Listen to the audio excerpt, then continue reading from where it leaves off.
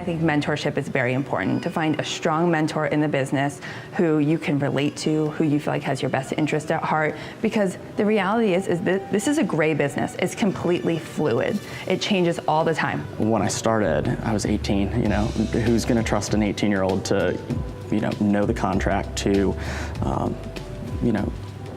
basically guide them through the process? Who's going to trust an 18-year-old to do that? So I really found that working on a team really helped that. Get a mentor. Get on a team, get a mentor, get a coach. Coaching is expensive, so I would try to tell them partner up with people to really absorb like a sponge. I think for anybody new in the business, getting in and making sure you find that mentor and making sure that you stay dedicated to continuing education. Ignore everything but one thing that you learn. Because the problem is that they do try to do a little of everything, and it's better to be really good at one thing and then move to another thing and another thing. I think the failure comes with this one gets hard, so let me try this one, it might be easier, and then they're always chasing what I call the silver bullet. And there is no really silver bullet.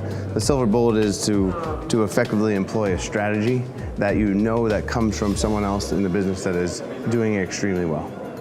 Everybody just wants to, sort of emulate the people who are winning, right? And so that's great because you can see success in others, but so often new agents kind of lose themselves in the process.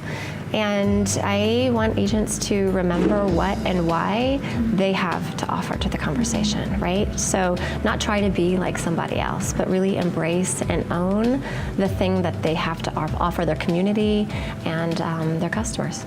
No matter what type of training new agents go through, there needs to be something, right? And they need to have accountability. So if they can find a partner or a coach, whether that's their managing broker or someone else that they work with, or for me, it was my mom. For the longest time, I used to fill out an accountability sheet every single week, and if I didn't, my mom would bug me about it, and she held me accountable for years.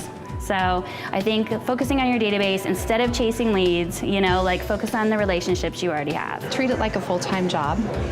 Be humble, always have humility. Remember that every day you get up, that you kind of re-interview that day with every client that you have. Be high touch, personal touch, communicate. If I get the one complaint the most often is they don't communicate with me.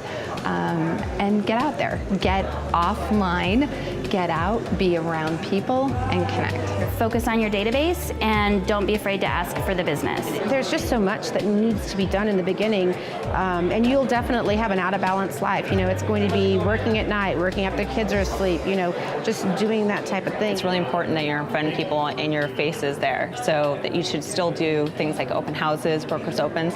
As much as those might seem trivial to people, it's really a great place to pick up some new people and some new traffic and start having the conversations with people and seeing how they react, and learn kind of their elevator speak and their just how they interact with others, and also agents.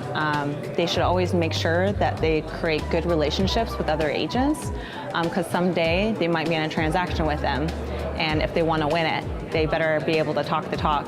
Be playing the long game. Understand that it might take a little bit of time to gain momentum. So you might get lucky and get that initial right out of the bat success, but it's much more likely that you're gonna have to build a career over time, because the product that we're selling, it's not like something that everybody's gonna need right now, right? We're talking about buying and selling houses.